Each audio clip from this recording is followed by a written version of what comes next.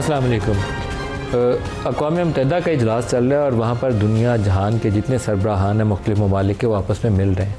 पाकिस्तान की अहमियत माजी की मीटिंग की निस्बत इस दफ़ा हमें मुख्तलिफ नज़र आती है। ट्रंप ने इस्लामिक ममालिक के जो हेड्स हैं उनके साथ फ़लस्तीन के मसले के ऊपर एक मीटिंग की जिसको कतर ने को होस्ट किया था। तो पाकिस्तान, सऊदी अरब, इंडोनेशिया, टर्की और जॉर्डन वो उनके साथ, इंडोनेशिया समेत उनके साथ बैठे नज़र आते हैं। पाकिस्तान का वहाँ मौजूद होना, ये पूरा वर्ल्ड मीडिया इसको एसोसिएट कर रहा है पाकिस्तान और सऊदी अरब का जो हालिया मुआहदा कि उसके बाद मशरक़ वस्ता के अंदर पाकिस्तान की अहमियत पहले की निस्बत बहुत ज़्यादा बढ़ गई है और ये बात काफ़ी हद तक दुरुस्त भी है। और इसकी आगे बढ़ने के अंदर 2-3 फैक्टर्स ने काफ़ी कलीदी किरदार अदा किया। एक तो मई के महीने में जो मार्का हक़ में पाकिस्तान को अल्लाह ताला ने इज़्ज़त बख्शी और पाकिस्तान को फ़तह हासिल हुई। भारतीय फ़िज़ाइया के हमने 6-7 जहाज़ मार गिराए और जो मोस्ट मॉडर्न उनके फ़ाइटर जिसके ऊपर वो बड़ा नाज करते थे उसको पाकिस्तानी JF-17 और J-10Cs ने उनको मार गिराया और उससे जवाब में उनकी तरफ से कुछ रद्द-ए-अमल के तौर पर वो कुछ कर भी नहीं पाए सिवाय इसके कि वो मुख्तलिफ मसाजिद और 1-2 मदारिस के ऊपर अपने मिज़ाइल गिराए और वो यहाँ से चलते बने। दूसरा बड़ा फैक्टर बना जो दोहा के अंदर इसराइल ने हमला किया, उसी दोहा के ऊपर जिसको सिक्योरिटी देने के लिए ख़ुद अमेरिका वहाँ बैठा हुआ था, दोहा के अंदर ही बैठा हुआ है, उसी बेस से जहाज़ उड़ते हैं और इसराइली फ़ाइटर्स को रिफ्यूल करते हैं। तो पूरे मिडल ईस्ट के अंदर जो सिक्योरिटी प्रोवाइड करने का एक ठेका लिया हुआ था, या कॉन्सेप्ट उसने एल्यूजन डेवलप की हुई थी अमेरिका ने पिछले 30-40 सालों से, वो एकदम से वो कोलैप्स कर गई और वो ममालिक जो थे उन्होंने ये महसूस किया कि अमेरिका जब भी ज़रूरत हुई ऐसी कि हमें सिक्योरिटी इसराइल के मुकाबले में चाहिए हो तो ये इसराइल का साथ देगा, हमारे साथ नहीं खड़ा होगा। सऊदी अरब ने उसी चीज़ को भांपते हुए तेज़ी से पाकिस्तान के साथ एग्रीमेंट कर लिया। तो एक तो ये फैक्टर है जिसको आज के हम प्रोग्राम में डिस्कस करेंगे। दूसरा, 2-3 ऐसे डेवलपमेंट्स इंडिया की तरफ से नज़र आ रही हैं जिससे लगता यह है कि अभी इंडिया के साथ एक और जंग होना मुस्तकबिल करीब के अंदर अभी बाकी है। जो मई में हुआ वो तो उसका पहली किस्त थी, दूसरी किस्त शायद ज़्यादा दूर ना हो और पहली मार खाने के बाद अल्लाह करेगा इंशाअल्लाह उससे ज़्यादा उसको मार पीटेगी, लेकिन दुश्मन के लिए अपनी तैयारी हमेशा पक्की रखनी चाहिए। कोल्ड स्टार्ट इनका एक माजी का मिलिट्री डॉक्ट्रिन है जिसके ऊपर मुख्तलिफ़ वक्तों में मुख्तलिफ़ किस्म की आरा वहाँ से आती रही। आज का जो भारतीय अखबारात के मुख्तलिफ़ क्लिप्स हैं, हिंदू की एक रिपोर्ट है जिससे ये ज़ाहिर होता है कि वो एक नई मिलिट्री एक्सरसाइजेज़ करने जा रहे हैं मध्य प्रदेश के अंदर और उसको भी उन्होंने वो कोल्ड स्टार्ट को ही नाम दिया है, जिसमें ड्रोन्स और काउंटर ड्रोन्स के हवाले से और एयर डिफेंस सिस्टम को अपना इंश्योर करने के लिए किस तरीके से अपनी कैपेबिलिटीज़ बढ़ानी है उसके ऊपर काम कर रहे हैं।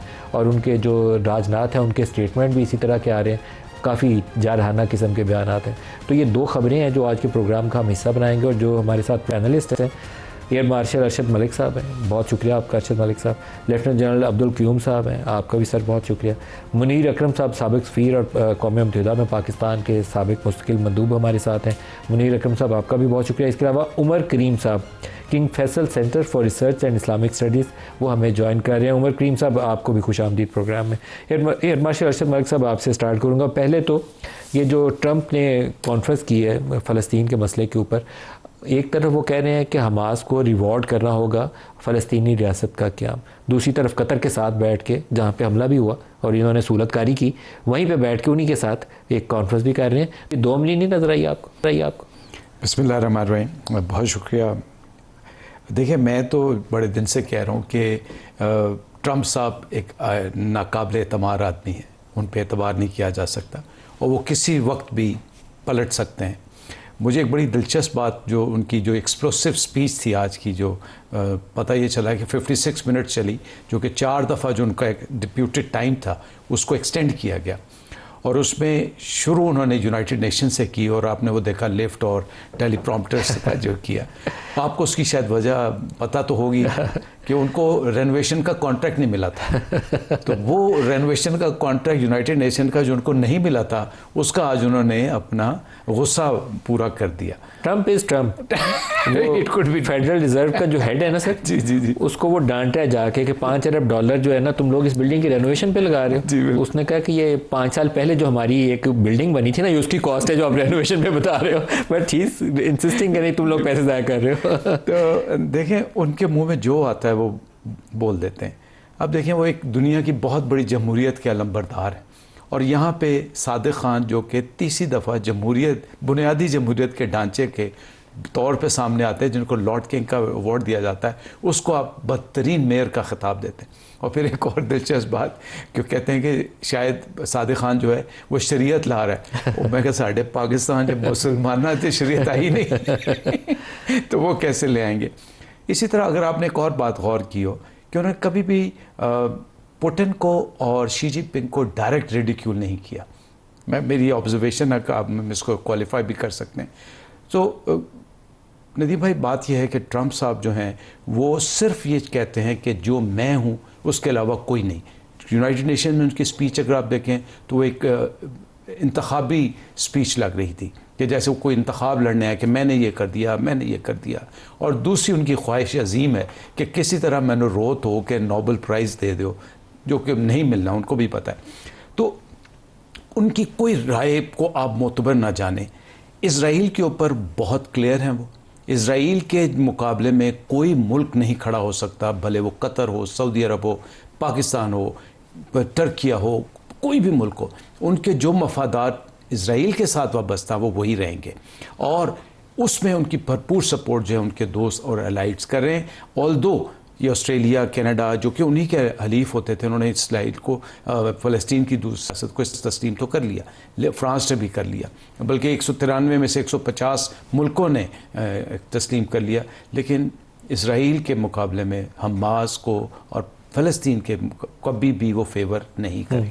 जनाब क्यूम साहब, आप कैसे देखते हैं पाकिस्तान का रोल? क्योंकि पाकिस्तानी प्राइम मिनिस्टर को कभी इतनी ज़्यादा रेयर ओकेजन होता है कि इतनी ज़्यादा अहमियत मिले ऐसे मौके के ऊपर, या जब यूएन जनरल असम्बली का ख़ास तौर पर इजलास हो रहा हो, तो पाकिस्तानी जो एम्बेसडर है वाशिंगटन के अंदर वो कोशिश कर रहे होते हैं कि किसी तरीके से अमेरिकी सदर के साथ फ़ोटो खिंचवाने का मौका मिल जाए।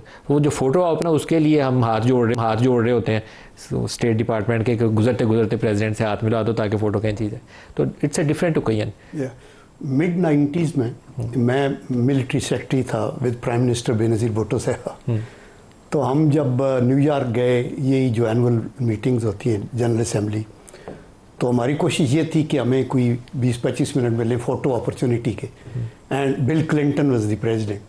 तो बड़ी मुश्किल के साथ इट वाज मैनेज के वो। तो ये सच्ची बात है, और आपने बिल्कुल अपने इंट्रो में ठीक कहा कि अल्लाह का ये करम है कि पाकिस्तान का इमेज, इसकी आर्म्ड फोर्सेस की बेहतरीन कारकर्दगी, ख़ुसूसन चूँकि इंडिया एक एग्रेसर था, हमने अपना दफ़ा किया, और दफ़ा बिफिटिंग मैनर में किया, बल्कि फिर काउंटर अटैक भी किया, जिसको ख़ित्ते ने नहीं बल्कि पूरी दुनिया ने देखा। तो ये मैं तो ख़ुद सोल्जर हूँ, और एयर मार्शल साहब भी पायलट रहे हैं और एयरफोर्स का जाए। हमारी आर्म्ड फोर्सेस खुदा के करम से दुनिया में चंद बेहतरीन प्रोफेशनल आर्मीज़ में से काउंट होती है। अभी जो 2025 का सर्वे आया है, जो फायर पावर इंडेक्स की रेटिंग आई है, उसमें 145 मुल्कों में पाकिस्तान की फ़ौज रेट हुई है 12th, और टर्की इज़ 8th, और हमारा बजट जो है डिफेंस का वो $9 बिलियन है। सऊदी अरेबिया की मसलन बजट है $78 बिलियन, लेकिन उनकी रेटिंग 24th है, उस सारी कटिंग एज टेक्नोलॉजी के बावजूद। तो इसका मतलब ये है कि वहाँ कम्बैट वर्दीनेस के लिए ट्रेनिंग चाहिए, उन्हें अंदर पोटेंशियल है लेकिन ओरिएंटेशन चाहिए, और यहाँ रिसोर्सेज चाहिए। और हम मीगर रिसोर्सेज में भी अल्लाह के करम से पाकिस्तान का दफ़ा हर हालत में, देखिए राइट फ्राम 48 to 65 to 71 हमने अपनी पूरी एफर्ट की है। इंडिया ने आपको 2 लख्त करने की हर मुमकिन एफर्ट की है, जो कि हमने अपना मसलन 65 वॉर में प्लान ये था कि सियालकोट से एक पिनसर आएगी और एक लाहौर से आएगी, और जीटी रोड को ख़त्म करेंगे तो पाकिस्तान का काम तमाम होगा। दोनों ब्लंट हुई, एक BRB पे जो है हमारे निशाने। 71 में आपका दुश्मन कामयाब भी तो हुआ नहीं। देखिए ना, 71 में हमारा एक विंग जो बहुत दूर था, और उसके अंदर 1000 माइल का जो फासला है, सर हिस्सा तो हमारा था ना, तीनों तरफ दुश्मन था। यस, ये बात ठीक है, लेकिन आप देखें कि आप जो Indian chief of army staff थे, जो फील्ड मार्शल, उन्होंने कहा था कि पाकिस्तान की फ़ौज ये ऐसे अंडर एस्टिमेट ना करो, ये प्रोफेशनल आर्मी है। किसी ने कहा ना कि उन्होंने सरेंडर किया वगैरह किया, तो देन ही सेड और उसमें 9000 की बात होती है, कोई 28,000 तो सोल्जर खैर थे वो और बाकी वो दूसरी लोग डिटेल में हम चले जाएंगे। मुनीर अकरम साहब से भी राय ले लें। मुनीर अकरम साहब, जो मिडिल ईस्ट की मौजूदा सूरत हाल है और उसमें पाकिस्तान और सऊदी अरब का डिफेंस पैक्ट, उसको आप कैसे देखते हैं? और इस वक्त जो पाकिस्तानी प्राइम मिनिस्टर वाशिंगटन में मौजूद होंगे, न्यूयॉर्क के अंदर उनकी मीटिंग्स चल रही हैं, उन मीटिंग्स को आप किस सेंस में देखते हैं कि कितनी सिग्निफिकेंस दी जा रही है पाकिस्तान को, और क्या आउटकम हो सकती हैं पॉसिबली ये जो समिट हुआ मुस्लिम ममालिक के साथ ट्रंप साहब का, उसके बाद? जी, ये जो मुसलमान जो अरब और इस्लामी सरबराह जो मिले हैं ट्रंप साहब से, तो उनका मेजर डिमांड तो यही था, और कोई बेशक कि इज़राइल को रोका जाए, और अमेरिका एक वाहिद मुल्क है जो नेतन्याहू की ये जो जेनोसाइडल जंग है उसको रुकवा सकता है। तो यही हमारी मेजर आस्क वहाँ थी। अब उसका नतीजा क्या निकलता है वो देखने की बात है। नेतन्याहू अभी तक नहीं माने हैं उन्होंने। वो तो कह रहे हैं कि ये अगर आपने फ़लस्तीनी रियासत को माना जो वेस्टर्न कंट्रीज़ कर रहे हैं, उन्होंने कहा कि हम काउंटर मेजर्स लेंगे, हम एनेक्स कर देंगे वेस्ट बैंक को वगैरह वगैरह। तो मुझे अब तक नहीं नज़र आता कि कोई ब्रेक थ्रू हुआ है, पर ये मुलाकात अहम थी, ज़रूरी थी, और ट्रंप साहब को मनवाना बहुत ज़रूरी है इस जंग को रोकने के लिए।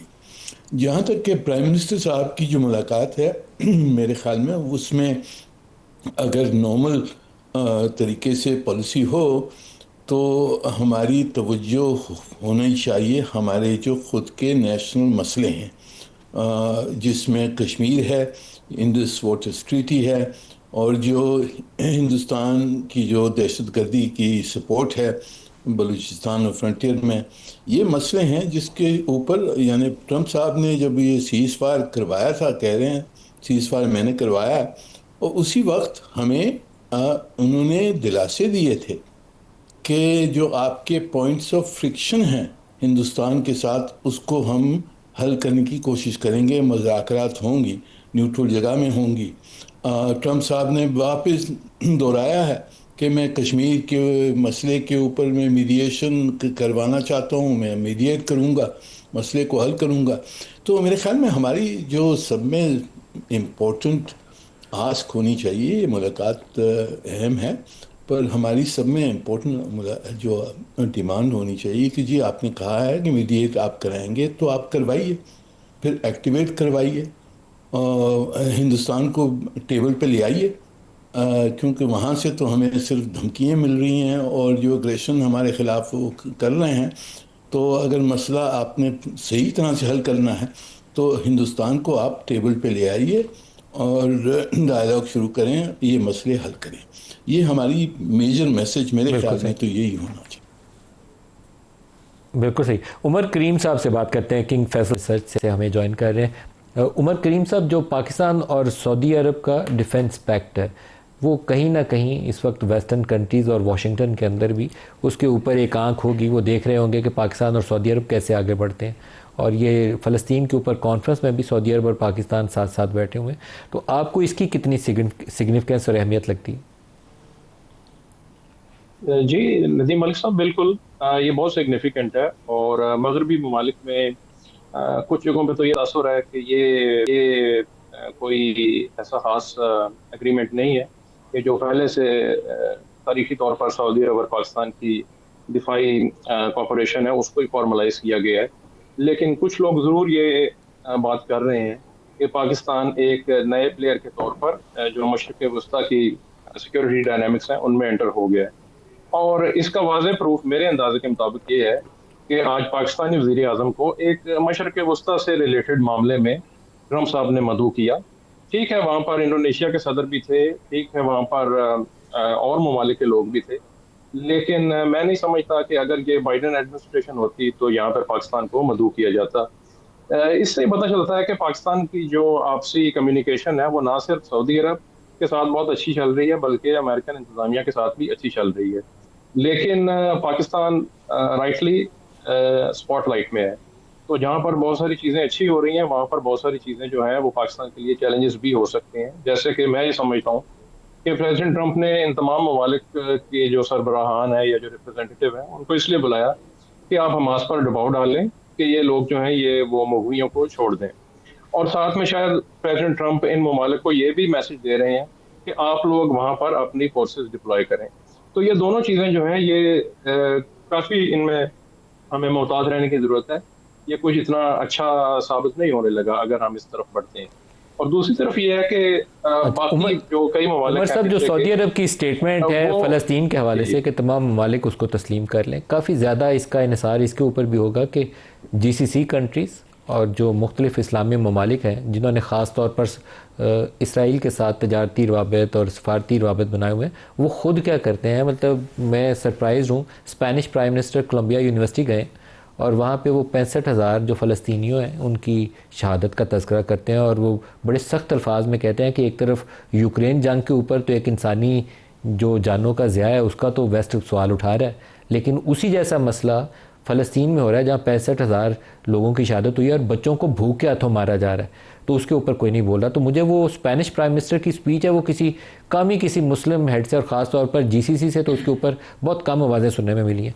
तो it's going to really matter in the world के अरब ममालिक जो नेबरिंग कंट्रीज़ हैं वो कितनी टफ पोजीशन लेते हैं, ख़ास तौर पर जिन्होंने सफारती तल्लुकात बना लिए हैं इसराइल के साथ। आपको लगता है कि वो कुछ एक्ट करेंगे? Trade sanctions is a very strong instrument. Nadeem Malik साहब, जी बिल्कुल नदीम अली साहब, मसला ये है कि स्पेनिश प्राइम मिनिस्टर को इसराइल से डायरेक्ट मिलिट्री का उसका कोई खतरा नहीं है कि इसराइल कल जहाज उड़ाएगा और स्पेन में बमबारी कर देगा। लेकिन मसला ये है कि जितने अरब ममालिक हैं वो जिस खिते में है इसराइल उसका डी फैक्टो बालादस्त बन गया है।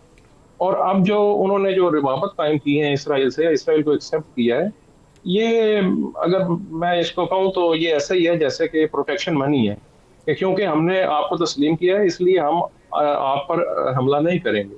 तो अगर वो इससे पीछे हटते हैं तो खिते में आप देखिएगा कि इसराइल मजीद जो है अपनी हरकतें जो है वो बढ़ाएगा, इसलिए उनको ये सारा कुछ देखना पड़ रहा है और उनकी ऑप्शंस महदूद हैं। इस स्टिल मैं ये समझता हूँ कि शायद इसी तनाजुर में सऊदी अरब ने ये फैसला किया कि पाकिस्तान के साथ वो ये जॉइंट डिफेंस एग्रीमेंट साइन करे, क्योंकि जिस तरफ इसराइल बढ़ रहा है और जिस तरह से वाशिंगटन उसको बिल्कुल भी रोक नहीं रहा बल्कि शायद अंदरूने खाना थपकी भी दे रहा हो, तो ये इन सारे ममालिक के लिए एक बहुत बड़ा लम्हा फिक्रिया है और उनके पास कोई ज़्यादा ऑप्शंस नहीं है।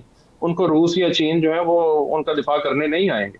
उन्होंने जो भी करना है वो अपने इर्द गिर्द के जो ममालिक हैं उनके साथ मिल के करना है। लेकिन इन ममालिक के आपको पता है आपस में भी इशूज रहे हैं, जैसे कि सऊदी अरब किसी भी ऐसे मुल्क के साथ एंटर नहीं होगा इस तरह के पैक्ट में जो कि अरब मुल्क हो जिसकी फौज कल को सऊदी अरब के ऊपर ही कुछ करने का सोच ले। और यही वजह है कि सऊदी अरब आज तक अपनी फौज भी जो है उसने उस तरह डेवलप नहीं की। सऊदी अरब में 2-3 किस्म की फौजें हैं, तो वो कू प्रूफिंग के लिए बनाई गई हैं ताकि इतनी फौज किसी दिन मजबूत ना हो जाए कि वो हमारा ही तख्ता उलट दे। तो ये सारी चीजें जो हैं ये इन मामला को बहुत कॉम्प्लिकेट कर देती हैं। दुरुस्त। अच्छा एयर मार्शल साहब, आप तो खुद शायद बहुत सारे लोगों को, आपको देखने वालों को ना पता हो कि जो पाकिस्तान से एड डिलीवरी है उसमें काफ़ी कलीदी किरदार है आपका। स्पेनिश प्राइम मिनिस्टर के लफ्ज़ थे कि children are being starve to death, तो वो बिल्कुल सही लफ्ज़ है। जब वो बच्चों की हालत देखते हैं ना तो एक दफ़ा तो अंदर से रूह कांप जाती है कि हम इसका क्या जवाब देंगे अल्लाह को। तो सूरत हाल वहाँ है क्या और वेस्ट उसके ऊपर बोलता क्यों नहीं है, खामोश क्यों है? नदीम भाई, सबसे पहले जो आपने बात की कि अल्लाह ताला ने हमसे हिसाब ज़रूर लेना है और मैं आप उसमें शामिल होंगे। हमें कल इसका सोचना पड़ेगा कि हमने जवाब देना है। मुसलमान सिसक के मर रहे हैं, भूख से एड़ियाँ रगड़ रहे हैं, कोई एक दवाई वहाँ तक नहीं पहुँचती। अभी अल्हम्दुलिल्लाह आज हमारा अल खिदमत फाउंडेशन का 35वां जहाज़ गया है। अब हमने जो MOU साइन किया है इजिप्शियन के साथ, मैं आपको एक दफ़ा पहले भी बता चुका हूँ कि जिसके हम पैसे देते हैं लैंडिंग के, पैसेज के, ट्रॉलर, वो अल्हम्दुलिल्लाह वहाँ पहुँचेगा इंशाल्लाह ट्रॉलर्स के थ्रू। लेकिन जब तक आप सारे मुसलमान इकट्ठे नहीं होंगे, अगर जर्मनी, डेनमार्क, स्पेन, एक छोटा सा मुल्क है एरगोय, उसने आज सैंक्शंस लगा दी इसराइल के ऊपर और आप बैठे हुए हैं तिजारत को बढ़ाते चले जा रहे हैं, आप चले जा रहे हैं उनके साथ ट्रेड रूट्स को बढ़ाते चले जा। सर, जो फ़लस्तीन के बच्चों की, हमारी एक बेटी है फ़लस्तीन की, आज उसकी मुझे कॉल आई, उसने कहा कि मेरी वालदा शहीद हो गई हैं और इसलिए शहीद हो गई हैं कि मैं उनको दवाई, मेरा भाई दवाई नहीं दे सका और ये एक केस नहीं, हर केस हर घर की कहानी है, और ये बढ़ती चली जाएंगी जब तक आप खुद नहीं इस पे। और ये बहुत अच्छा मौका है पाकिस्तान को भी इसमें, पाकिस्तान का जैसे मुनीर साहब ने फरमाया बिल्कुल ठीक है, and terrorist, Indus water treaty, और तीसरा जो हमारा इशू है कश्मीर, दैट्स इट। बट आज जो आपका रोल बना है पाकिस्तान का, उस रोल में हमें इनको इकट्ठा करना है, जो आप बार बार कई प्रोग्रामों में हम कह चुके हैं कि अपने ताल्लुकात को नज़रसानी करो, ट्रेड को बंद करो और इसराइल को वो धचका दो। तब आप देखिएगा कि आपके पास इतनी मिलिट्री माइट है आपके अरब मुल्कों के पास कि कोई उसकी तरह अगर ये मुत्तहिद होकर ये फैसला कर लें कि हमने इसराइल का मुकाबला करना है, इसराइल की हिम्मत नहीं है कि आपकी तरफ देख सके। ये मैं बड़े एहतराम के साथ ये इस कॉन्सेप्ट को दूर करना चाह रहा हूँ कि हमारे पास माइट नहीं है और हमें इसराइल से डरना चाहिए, इसराइल से बिल्कुल नहीं डरना चाहिए। दूसरी बात, अगर कतर अपने सिर्फ कतर के पास ही 100 मोस्ट मॉडर्न फाइटर जेट्स हैं सर, आपके पास सऊदी अरब के पास से 15 हैं, टोर्नेडो एयरक्राफ्ट हैं, यूए के पास the most modern aircraft, the most modern blocks जो है F-16 का वो है, एयर टू एयर रिफ्यूलर्स हैं, जैमर्स हैं, you name a thing it is. Israel से आप डरे नहीं हुए, सिर्फ आपके अंदर इखलाकी कदरें ख़त्म हो चुकी हैं, आपको इस्लाम से जो अकीदत मोहब्बत कोई नहीं है। क्यों नहीं आज हम इकट्ठे होकर फ़लस्तीन के लिए आवाज़ उठाते और कहते हैं कि अगर ये सारे मुल्क आके कुछ कर रहे हैं तो आप कम से कम उन पे सैंक्शंस का सोच दें, उनकी चीज़ों का बायकॉट कर दें। और ये सबसे बड़ी जो बात आपको करनी चाहिए, जो आप बार बार कहते हैं कि उनको इमदाद पहुंचाएं, वो भूखे बिलक बिलक के मर रहे हैं, उनको दवाइयाँ पहुंचाएं। सिर्फ 2 चीज़ें, हम 2 स्टेट पैलेस्टाइन स्टेट, इसमें बात की बात है। वो गरीब जो मर रहे हैं, जिनके पास कोई आशियाने नहीं है, एक जेंटलमैन और एक लेडी जो है वो सुबह उठ के अपनी ज़रूरियात पूरी करने के लिए बाहर नहीं जा सकती, बिकॉज आपको पता है वो हिजाब के लोग हैं। तो सर, इस वक्त अगर मुसलमान ये काम नहीं करवा सकते, इतनी माइट रखने के बाद, इतनी रेलेवेंस रखने के बाद, तो फिर हमें अल्लाह ताला से कोई अल्लाह पाक माफ़ फरमाए सब। ब्रेक रहेगा जी।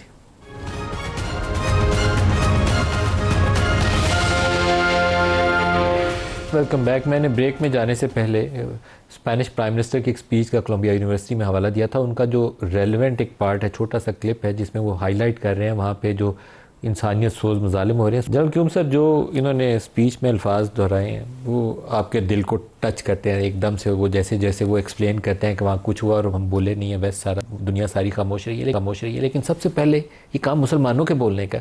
जी मुसलमान बोलते नहीं, हम वेस्ट की तरफ देते हैं। मैं भी रोज़ क्रिटिसाइज़ करता हूँ कि अमेरिका और यूरोप हमें वो इंसानी हकूक़ के दर्स देते रहे, अब एक्ट क्यों नहीं करते। उनमें से तो लोग अभी बोल रहे हैं, हमारे नहीं बोल रहे। जी देखिए, 2-3 पॉइंट्स वेरी ब्रीफली मैं कहूँगा। एक तो hats off to such leaders जो सच कहते हैं और इस फोरम के ऊपर कह रहे हैं, और हाउ ट्रू कि वो आप एक तरफ तो यूक्रेन की वार में आप कहते हैं यूक्रेनियंस मर रहे हैं और दूसरी तरफ आप तबाही और बर्बादी कर देते हैं। अफ़गानिस्तान में क्या किया, daisy cutters and bunker busters निहत्थे लोगों के ऊपर चले, वेपन्स ऑफ मास डिस्ट्रक्शन के पीछे गए और फिर आपने कहा नहीं मिले। तो ये एक अलग स्टोरी है। देखिए, मैं पहले कहता हूँ कि ये जो ट्रंप की स्पीच में वो यूनाइटेड नेशन के ऊपर जो क्रिटिसिज्म है वो बिल्कुल अनजस्टिफाइड इसलिए है। वो कहते हैं ना, इन्होंने मेरी मदद नहीं की, 7 जंगें मैंने बंद कराई हैं। यूएनओ क्या मदद कर सकता है? वो रेजोल्यूशंस पास कर सकता है। कश्मीर के ऊपर रेजोल्यूशंस हैं, आप ये देखें कि ये सीज़ फायर के ऊपर हैं, 6 वीटो आपने किए हैं।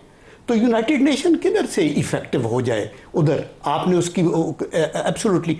फिर आप ये देखें कि सारे लोग कहते हैं कि आप इसकी दूसरी रियासत को पैलेस्टाइन की एक्सेप्ट करें, आप उसके ऊपर वीटो कर दिया, नंबर 1। नंबर 2, लास्ट टेन्योर में आपने बैतुल मुक़द्दस में अपनी एम्बेसी को भी वहाँ मूव कर दिया, and you are not ready to. इसके ऊपर मैं ये कहता हूँ कि यूनाइटेड नेशन का, एयर मार्शल साहब कह रहे थे ना कि सैंक्शंस लगे। चार्टर जो है चैप्टर 6 और 7 है, वो ये कहते हैं कि अगर आप रेजोल्यूशन यूनाइटेड नेशन का पास करते हैं और कोई कंट्री उसको एक्सेप्ट नहीं करती तो पहले उसका डिप्लोमेटिक बाइकआउट करें। अगर वो काम नहीं करता तो फिर सैंक्शंस लगाएं। अगर वो काम नहीं करता तो फिर यूएनओ की फोर्स लेके तो करें। अभी जो इराक पे हमला हुआ या अफगानिस्तान पे, इसी की प्ली लेके अमेरिका ने ये चिट ली कि जी वो उधर तो हैं टेररिज्म, हम सेल्फ डिफेंस में जा रहे हैं, और वो जाके वो उधर करते रहे। तो इसलिए ये सैंक्शंस मौजूद हैं।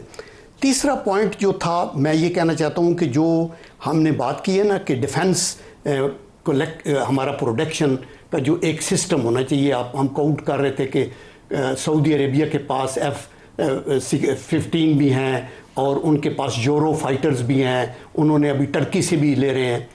इवन इंडोनेशिया के पास हमारी जो पोटेंट 5-6 मुस्लिम कंट्री है ना, उसमें टर्की नंबर 1 है। ये इंटरनेशनल रेटिंग में 8th है, हम 12th हैं। टर्की है, पाकिस्तान है, इंडोनेशिया है, हम 12वें हैं तो इंडोनेशिया 13वां है। उनके पास राफेल हैं 42 अभी हैं, 22 और वो आ रहे हैं।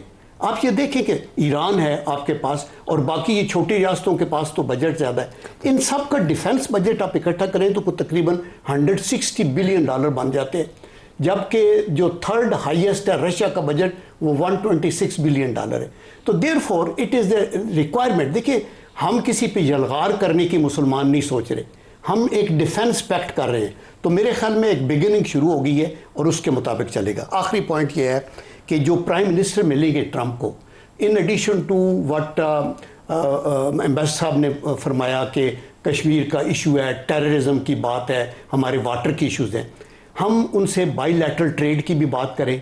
वो इंटरेस्टेड हैं ऑयल और गैस एक्सप्लोरेशन में, माइनिंग के अंदर है, उस पर बात करें। फिर डिफेंस प्रोडक्शन की भी बात करें, बिकॉज F-16 उन्होंने हमें दिए हुए हैं, तो वो कहते हैं कि आप इंडिया के खिलाफ इस्तेमाल नहीं कर सकते।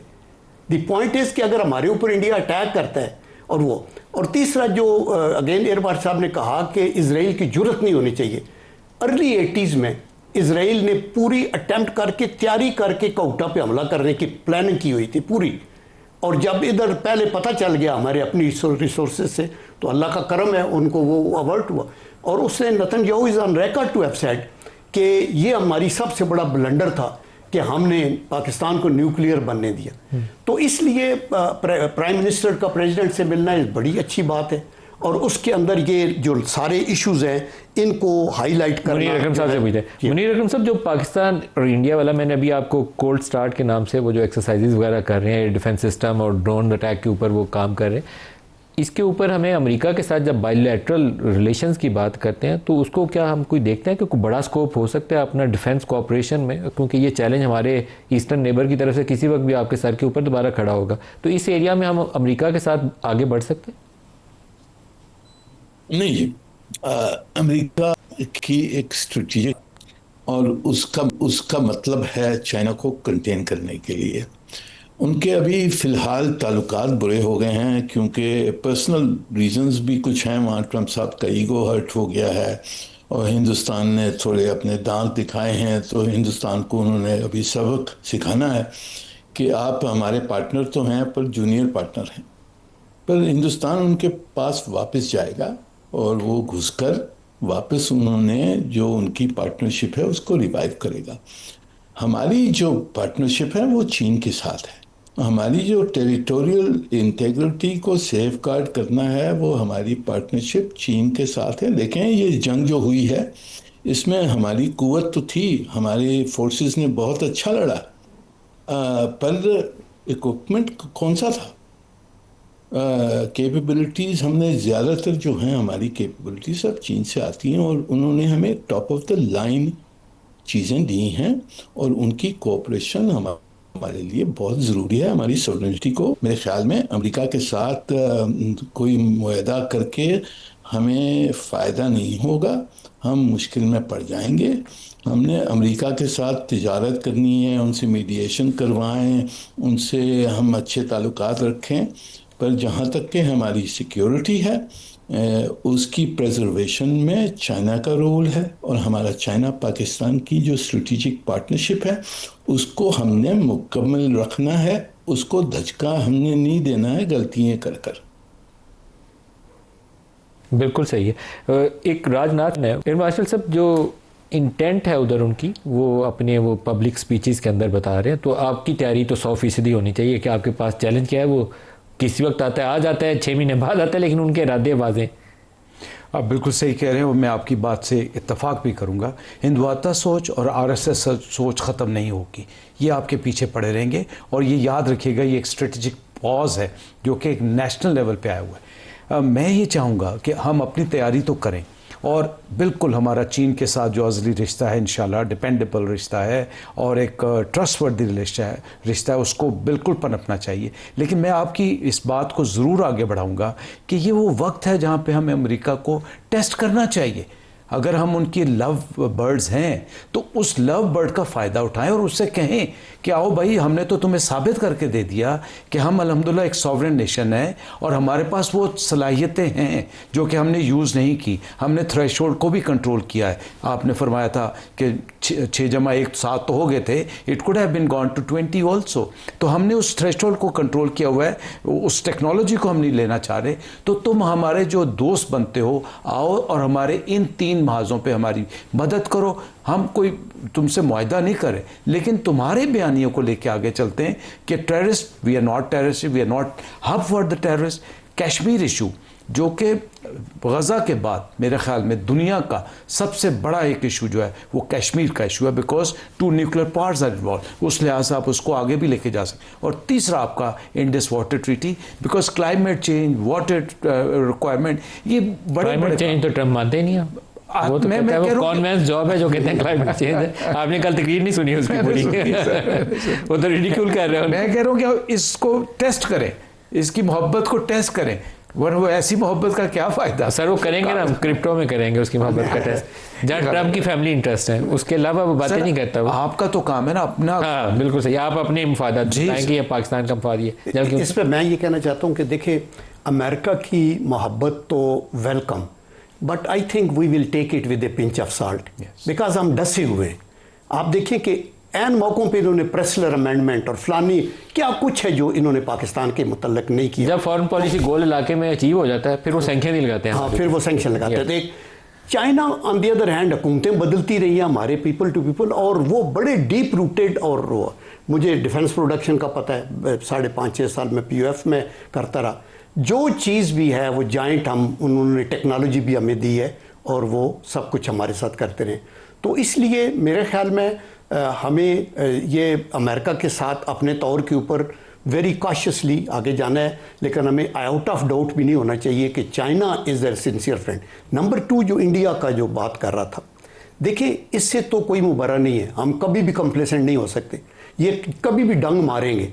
लेकिन इनको अभी एक जो थप्पड़ पड़ा है उससे इनको ये एहसास हो गया, इनका यही था कि आज़ाद कश्मीर पे कब्जा करेंगे और CPAC को सेवर करेंगे। ये बड़ा लंबा प्लान था। जब 80 aircraft state of the art world the cutting technology की मशीन्स एयर में हों, तो उनको पता था ये तो अभी कुछ नहीं कर सकेंगे। ये तो अल्लाह का एक करम था कि इधर एयरफोर्स ने अपने तौर के ऊपर और आर्म फोर्सेस ने जो काम किया।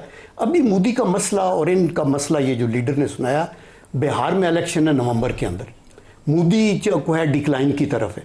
अगर वहाँ ये हार जाता है और इसके बाद फिर बंगाल में इलेक्शन है, तो फिर बीजेपी का, because with in India most critical time जो है आपका वो भी यही वाला है, वही है। सेम स्टेट इलेक्शंस आ रहे हैं, उससे पहले उसने बयानियां बना ये इंडिया में सेम एलिमेंट्स, उनके थिंक टैंक्स वो हाइड भी नहीं कर रहे। वो कह रहे हैं कि ये कुछ होने वाला है, बिकॉज इसका मतलब है कोई अटैक हो जाएगा, ये हो गया। तो इसलिए हमें मोहतात तो ज़रूर रहना है अपने डिफेंस में, लेकिन हम कभी भी ऑफेंसिव जारियत की बात नहीं करते, हम डिफेंस की बात। एक लास्ट मिनट से क्लोजिंग रिमार्क, आपको लगता है कि जंग का खतरा है पाकिस्तान इंडिया? बिल्कुल है सर, बिल्कुल है। टाइम फ्रेम आप डिफाइन नहीं कर सकते, लेकिन उससे पहले कुछ फ्लैगशिप ऑपरेशन ज़रूर होंगे, आपने उसके लिए अपनी तैयारी रखनी। और वो किसी वक्त भी वो फॉल्स फ्लैग जो ऑपरेशन है वो करेगा और उसका इल्ज़ाम लेके पाकिस्तान के ऊपर वो चढ़ाई करने का बहाना ढूंढेगा। एयर मार्शल अरशद मलिक साहब, जनरल क्यूम साहब, मुनीर अकरम साहब और उमर करीम साहब, सबका बहुत शुक्रिया। आज के लिए इतना ही, इजाज़त दीजिए। अल्लाह हाफ़िज़।